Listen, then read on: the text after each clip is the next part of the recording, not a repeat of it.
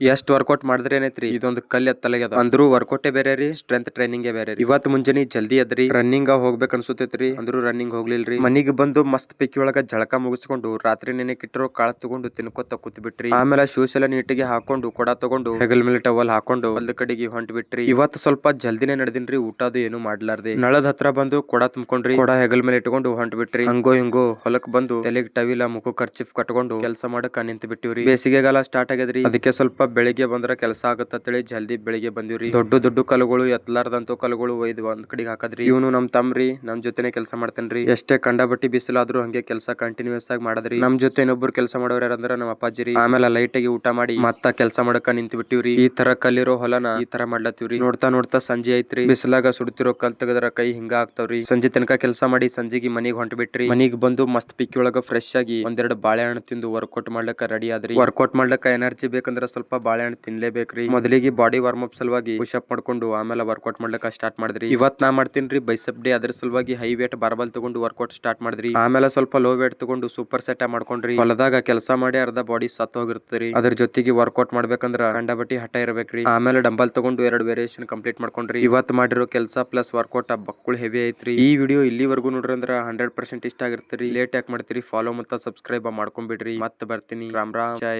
Shriram.